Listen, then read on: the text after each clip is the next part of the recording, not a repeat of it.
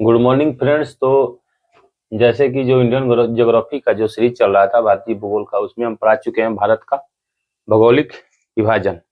तो आज हम देखेंगे हिमालय की उत्पत्ति के बारे में, क्योंकि हम उसमें बताए थे कि भारत का जो उत्तर भाग है, उत्तर पर्वतीय क्षेत्र, इसके बाद मैदान, उत्तर भारत का जो मैदान था, इसके बाद प्रायद्वीपीय पठार, इसके बाद तटवर्ती मैदान, इसके बाद जो द्वीप समूह है, 5 पार्ट में भारत का भौगोलिक विभाजन किया गया है। तो हम सबसे पहले देखते हैं उत्तर जो पर्वतीय क्षेत्र है उसके बारे में, और उसमें भी सबसे पहले देखते हैं जो हिमालय की उत्पत्ति है उसके बारे में, यानी हिमालय की उत्पत्ति।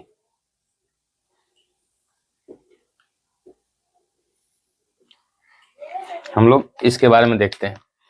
तो इसमें सबसे पहले इसमें जो अनेक सिद्धांत दिए गए वैज्ञानिकों के द्वारा, हम लोग पहले उसको देख लेते हैं, क्योंकि कभी कभी मिलान में वो पूछ लेता है। पहले यहाँ लिखिए कोबर का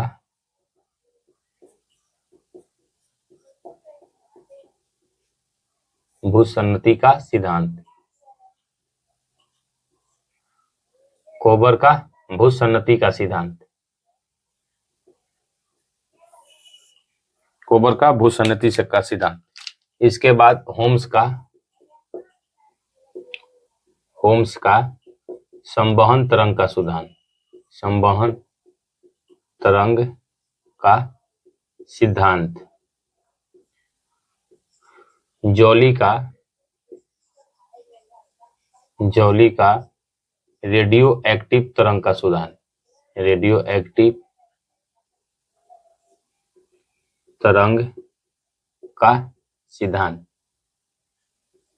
इसके बाद एक अपवर्तन चक्र WM डेविस द्वारा यह दिया गया था, WM डेविस द्वारा दिया गया था। तो इसमें हम इसके बाद यहां लिख लीजिए plate tectonic theory, plate tectonic,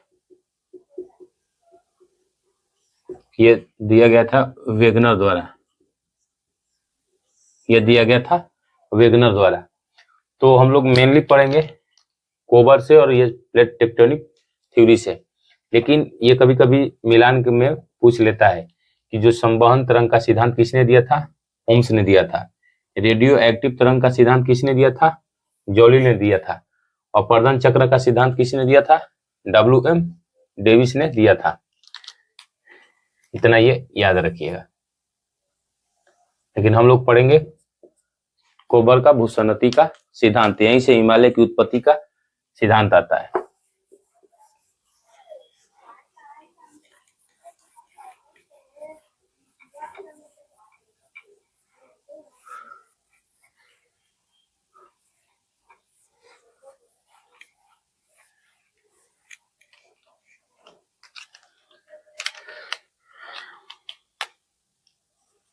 यहां लिखिए कोबर का भूसन्नति सिद्धांत। भूसन्नति क्या है ये मैंने बताया था, एक बार फिर से जान लीजिए भूसन्नति क्या है। भूसन्नति वैसे क्षेत्र को बोलते हैं जिसकी गहराई क्या हो? कम हो, जिसकी गहराई कम हो लेकिन उसकी लंबाई क्या हो? बहुत विस्तृत हो, यानी लंबाई उसकी बहुत अधिक हो, गहराई कम हो, और वो कैसा एरिया होना चाहिए? जलीय एरिया होना चाहिए। ये मान लीजिए ये क्या है? एक जियोसिंक्लाइन है। इस भूसन्नति को जियोसिंक्लाइन बोलते हैं। इसकी गहराई कम है लेकिन लंबाई इसकी अधिक है, इसीलिए इसको बोलते हैं भूसन्नति। और कोबर ने इसको पर्वतों का पालना कहा है। भूसन्नति को कोबर ने पर्वतों का पालना कहा है।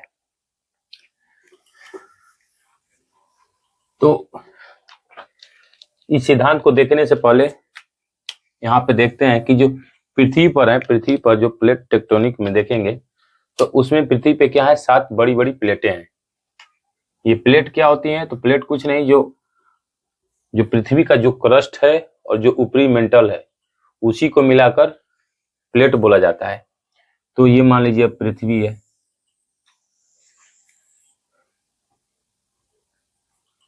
इस वाले एरिया को मानते हैं कि पृथ्वी है मान लीजिए।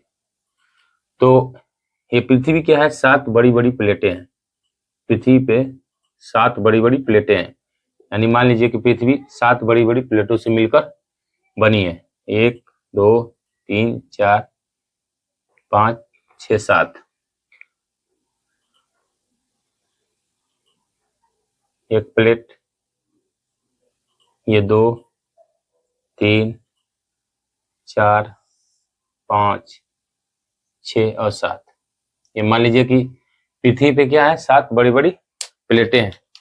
तो ये प्लेट कैसे बनी, तो प्लेट का निर्माण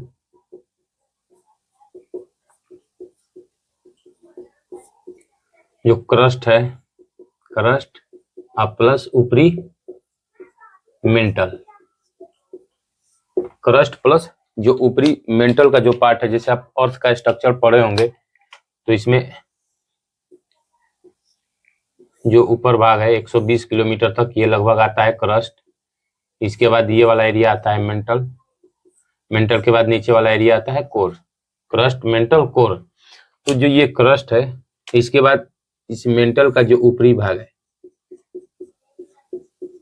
ये वाला एरिया, इसको क्या बोलते हैं, प्लेट बोलते हैं।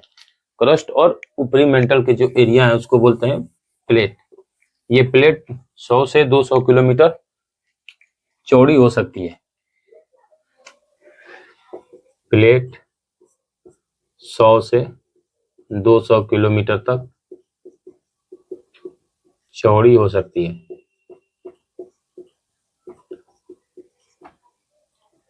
महासागर में प्लेट की चौड़ाई कम होती है, और जब ये भूभाग पे आ जाएंगे, यानी जो महाद्वीप में आ जाएंगे, तो इस प्लेट की चौड़ाई बढ़ जाती है। तो महासागर में इसकी चौड़ाई कम होगी, और जो महाद्वीप होंगे उसमें चौड़ाई इसकी ज्यादा होगी। तो ये प्लेट कहाँ गति करती हैं, ये प्लेट इसके नीचे यहाँ पे मैग्मा पाया जाता है। यहाँ पे ये मान लीजिए मैग्मा पाया जाता है, मैग्मा, यानी इसको क्या बोलते हैं, स्थिनोस्फीयर, स्थिनोस्फीयर। जहां पे ये मैग्मा पाया जाता है उसको बोलते हैं स्थिनोस्फीयर, यानी इसको बोलते हैं दुर्बलता मंडल, दुर्बलता मंडल। और इसी स्थिनोस्फीयर के ऊपर ये प्लेट क्या करती है, गति करती है। जैसे मान लीजिए आप कोई प्लेट लीजिए और उसको किसी नदी में फेंक दीजिए, तो प्लेट क्या है, उस नदी के जो धारा है, धारा के ऊपर वो क्या करती है, धारा के सहारे गति करती हैं। तो इसी तरह ये जो मैग्मा है, मैग्मा के ऊपर ये प्लेट क्या करती है, गति करती हैं। और यही मैग्मा के कारण भी इस प्लेट में कभी कभी दरारें पड़ती हैं, ये प्लेट टूटती है, तो इस मैग्मा के कारण ही टूटती है। जैसे आप नदी में देखते होंगे कि जब धारा समतल है, यानी धारा स्थिर है, जब चल रही है, तो उसमें प्लेट आसानी से गति करता है। जैसी धारा की स्पीड बढ़ी, नदी में उथल पुथल होता है, तो प्लेट क्या होती है, कभी डूबने लगती हैं, कभी उठने लगती हैं। तो उसी प्रकार इसमें क्या होता है कि जब मैग्मा स्थिर है तो ये प्लेट उस पर गति करती हैं, लेकिन जैसे ही ये ज्वालामुखी विस्फोट होगा तो ये प्लेटें यहीं से कहीं से चटक जाएंगी, यानी प्लेटें यहाँ कहीं से टूट जाएंगी। तो ये है प्लेट 100 से 200 किलोमीटर तक चौड़ी होती है। और एक यहाँ लिख लीजिए, महासागरीय प्लेट भारी होता है, महासागरीय प्लेट भारी होता है, महाद्वीपीय प्लेट हल्का होता है। महासागरीय प्लेट क्यों भारी होता है, क्योंकि यहाँ पे बेसाल्ट पाया जाता है। महासागरीय प्लेट पे बेसाल्ट चट्टान पाया जाता है। जो बेसाल्ट चट्टान है वो भारी होगा, और जो महाद्वीपीय है इसमें ग्रेनाइट पाया जाता है। ग्रेनाइट प्लेट हल्की होती है। तो महाद्वीपीय जो प्लेट है उसमें ग्रेनाइट पाया जाता है, महासागरीय प्लेट में बेसाल्ट पाया जाता है। इसीलिए महासागरीय प्लेट भारी होती है। और जो प्लेट भारी होगी वो प्लेट अंदर की तरफ जाएंगी, जो प्लेट हल्का होगी वो प्लेट ऊपर की तरफ आएगी। जैसे मान लीजिए किसी चीज का टक्कर हो रहा है, जैसे ये मान लीजिए 2 प्लेटें हैं, एक प्लेट ये है, दूसरी प्लेट ये है। तो ये मान लीजिए महाद्वीपीय प्लेट है, द्वीपीय प्लेट है और ये महासागरीय प्लेट है, महासागरीय प्लेट। तो जो ये महासागरीय प्लेट है, जब इसमें टक्कर होगी तो ये प्लेट क्या होंगी, ये वाली प्लेट नीचे जाएगी, ये वाली प्लेट नीचे जाएगी और ये वाली प्लेट ऊपर की तरफ चढ़ेगी, ये वाली प्लेट ऊपर की तरफ चढ़ेंगी और जो महासागरीय प्लेट है वो नीचे की तरफ जाएंगी। तो जो भी प्लेट हेवी होगा वो नीचे की तरफ जाएगा, जो भी प्लेट हल्का होगा वो प्लेट ऊपर की तरफ आएगा।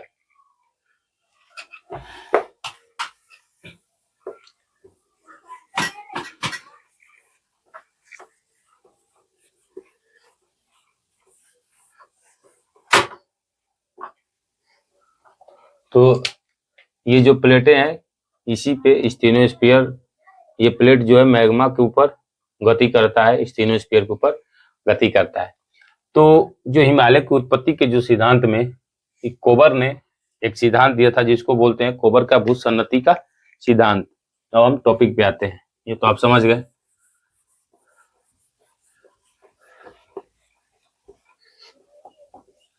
कोबर महोदय ने क्या बताया कि भारत क्या था, पहले ये मान लीजिए पैंजिया था, पैंजिया में एक अंगारा लैंड और एक ये वाला गोंडवाना लैंड।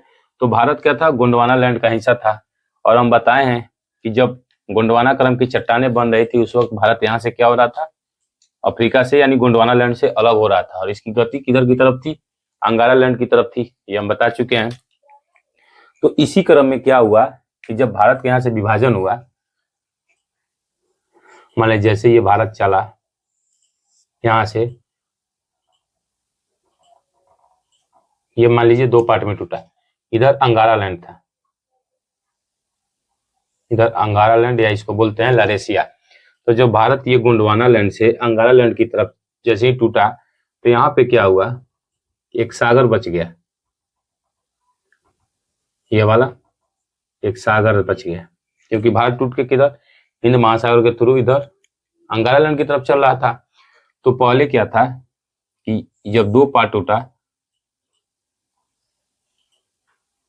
तो मान लीजिए भारत यहाँ लगा हुआ था मेडागास्कर के पास, अंगारा लैंड ये वाला था, ये मान लीजिए अंगारा लैंड था, तो बीच में एक सागर बच गया। तो इस सागर को क्या बोला जाता था, टेथिस सागर, इसको बोला जाता था टेथिस सागर, टेथिस सागर। तो इस टेथिस सागर में क्या हुआ कि जब भारत खिसक रहा था इधर अंगारा लैंड की तरफ, तो कभी ना कभी विषुवत रेखा पे रहा होगा, जब विषुवत रेखा पे रहा होगा तो इस पे बारिश हो रही होगी, जब बारिश हो रही होगी तो अनेक नदियां निकली होंगी और ये नदियां क्या रहेंगी, अपने तरफ से सेडिमेंट ला रही होंगी, अवसाद ला रही होंगी और अवसाद लाकर इस सागर में जमा कर रही होंगी। तो जब जैसे ही अवसाद ला के इस सागर में जमा कर रही थी तो इससे सागर में क्या हो रहा था, डिपोजिशन बढ़ रहा था, यानी अवसाद के यहाँ डिपोजिशन बढ़ते जा रहा था। तो कोबर साहब ने क्या बताया कि जब भारत गोंडवाना लैंड से अंगारा लैंड की तरफ बढ़ रहा था, यानी जब इधर की तरफ बढ़ रहा था, इसी क्रम में क्या हुआ,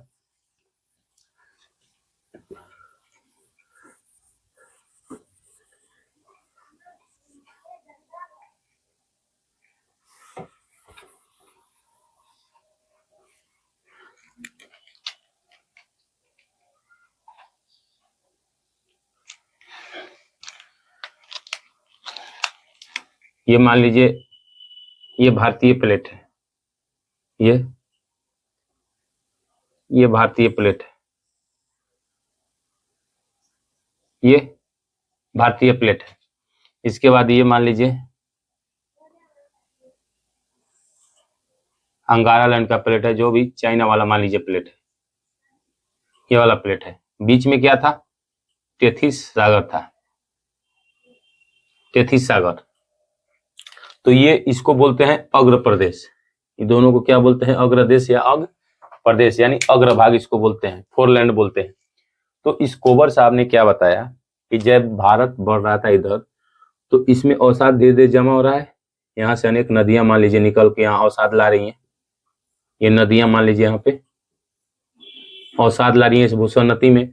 तो जब ये बढ़ रहा था, ये दोनों प्रदेश एक दूसरे की तरफ बढ़ रहा था, जब आगे की तरफ बढ़ रहा था तो ये क्या हो रहा था, अवसाद के कारण, इसका कुबर साहब का सिद्धांत है, अवसाद के कारण ये धीरे धीरे नीचे जा रहा था।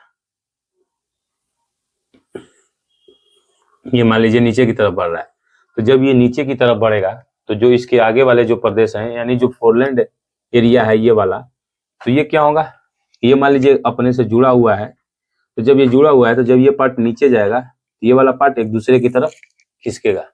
जब ये पार्ट एक दूसरे की तरफ खिसकेगा, मान लीजिए अपने तरफ खिसका, तो जैसे ही ये जब इधर की तरफ आएगा तो ये क्या लगाएगा, इस पे बलन लगाएगा, यानी फोल्ड लगाएगा। मान लीजिए ये कोई एक, मान लीजिए ये वाला एरिया है, यानी ये मान लीजिए ये मान लीजिए प्लेट है, इस वाले एरिया को मानते हैं अग्रभाग, ये वाला एरिया, और ये वाला एरिया ये वाला अग्रभाग है, यानी एक ये वाला एरिया यहाँ पे मान लीजिए, ये वाला एरिया मान लीजिए, और बीच में क्या है, नदियां लाके यहाँ अवसाद जमा कर रही है।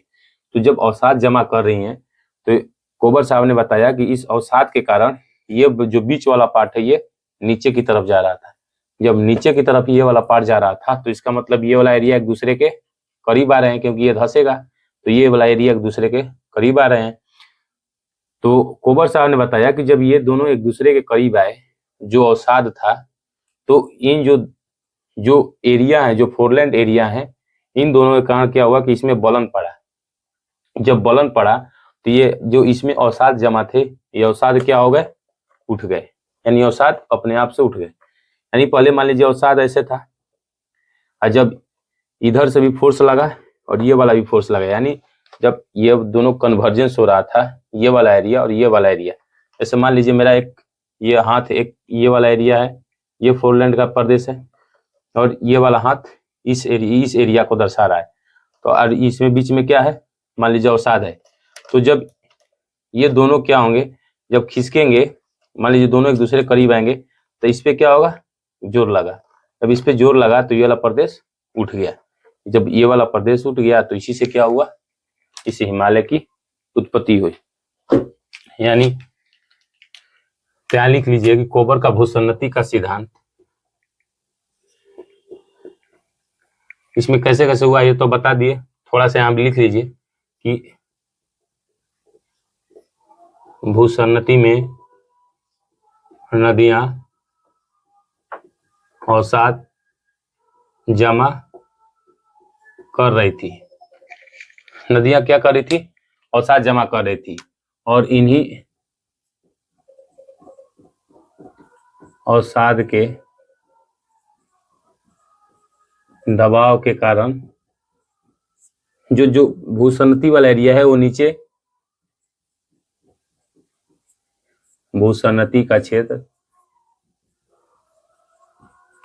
नीचे की तरफ धंसते जा रहा था, जिसके कारण इसके जो फोरलैंड एरिया है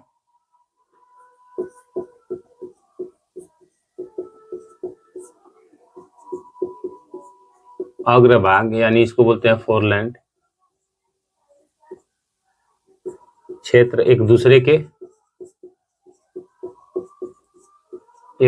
के करीब आ रहे थे, करीब आ रहे थे। और जब ये एक दूसरे के करीब आने लगे तो इसी क्रम में क्या हुआ, इसी के कारण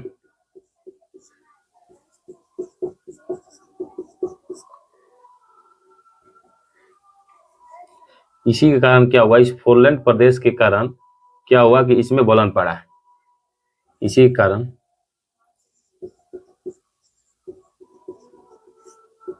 भूसन्नति में बलन पड़ा है, जिसके कारण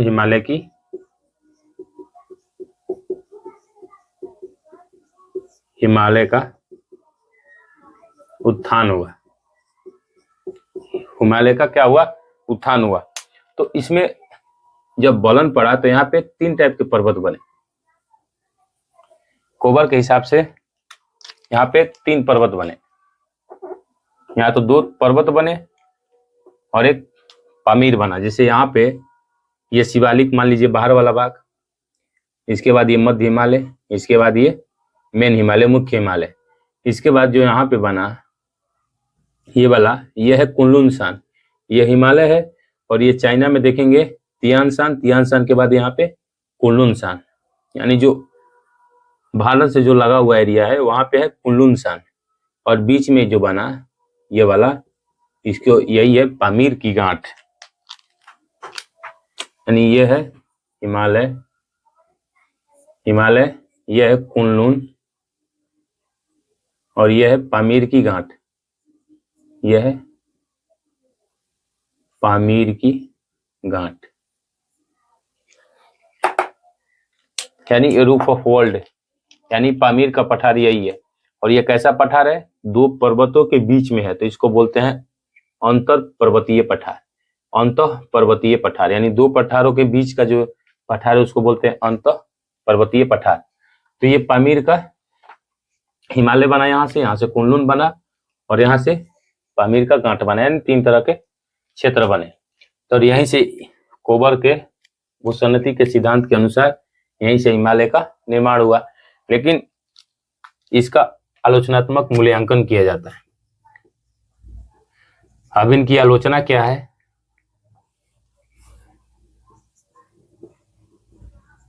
आलोचना, इनकी आलोचना ये की जाती है कि ठीक है, ये तो आज भी प्रासंगिक है, जो हिमालय, जो कोबर का भूसन्नति का सिद्धांत है वो आज भी प्रासंगिक है। लेकिन यहाँ पे इनकी आलोचना यहाँ की जाती है कि जो सेडिमेंट जो यहाँ इसमें जमा हो रहे थे, जो नदियों द्वारा लाया जा रहा था, ये अग्र प्रदेश से जो यहाँ से लाया जा रहा था अवसाद, और जो इसमें जमा हो रहा था, तो इस अवसाद का जो भार है इतना ज्यादा नहीं था कि इस भूसन्नति का अवतरण हो। यानी आप समझ रहे हैं कि 100-200 किलोमीटर, ये मान लीजिए कोई प्लेट है चौड़ी 100 से 200 किलोमीटर, और इसमें यहाँ पे भूसन्नति है,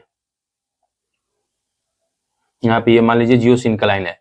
तो इनका आलोचनात्मक मूल्यांकन ये था कि जो अवसाद यहाँ जमा हो रहा था उसका वेट इतना ज्यादा नहीं था, यानी उसका भार इतना ज्यादा नहीं था कि इस जो भूसन्नति का क्या हो, अवतरण हो। जब ये भूसन्नति का अवतरण होगा, जब ये नीचे की तरफ जाएगा, तभी तो ये अग्र प्रदेश को एक दूसरे की तरफ खींचेगा। तो इसका वेट इतना ज्यादा नहीं था कि जो इसके क्या रखा हो, इसका अवतरण हो।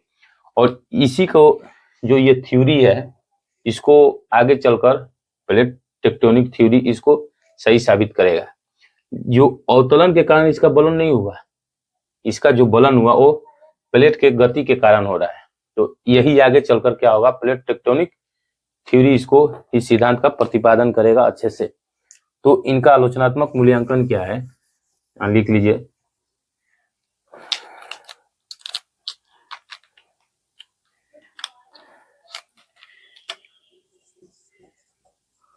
हिमालय की उत्पत्ति में कोबर का सिद्धांत आज भी प्रासंगिक है, लेकिन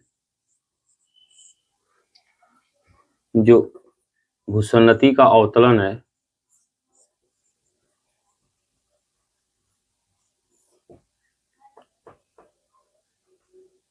अवतरण अवसाद के जमा होने के कारण नहीं हुआ है, क्योंकि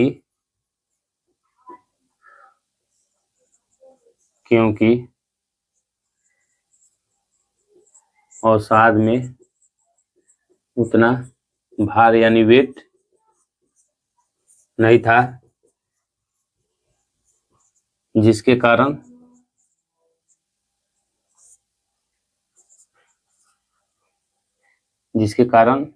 अवतरण हो यानी नीचे की तरफ जाए।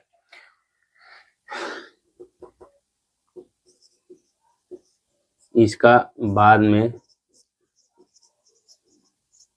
प्रतिपादन प्लेट टेक्टोनिक थ्योरी ने किया। तो हिमालय की उत्पत्ति कैसे होगी? तो जो ये अवतरण है, कोबर का सिद्धांत तो आज भी सही है, लेकिन जो ये अवतरण के जो कारण बताए थे कि इस अवसाद के कारण हुआ, तो इन अवसाद के कारण नहीं हुआ, बल्कि यहाँ पे क्या हुआ, प्लेटों की टकराने की वजह से हुआ, यानी प्लेटों की गति की वजह से हुआ। लेकिन ये ये तेथिस सागर वाला जो भूसन्नति का सिद्धांत है, ये आज भी सही है, लेकिन इनका जो कारण था कि अवसाद के बलन से हुआ, ये प्रासंगिक नहीं है। तो इसी को बाद में आगे चलकर व्याख्या कौन करेगा? प्लेट टेक्टोनिक थ्योरी, जिसको दिया था वेगनर महोदय ने। तो ये था कोबर का भूसन्नति का सिद्धांत। हम लोग नेक्स्ट क्लास में देखेंगे प्लेट टेक्टोनिक थ्योरी के बारे में। तो आज के लिए इतना ही, धन्यवाद।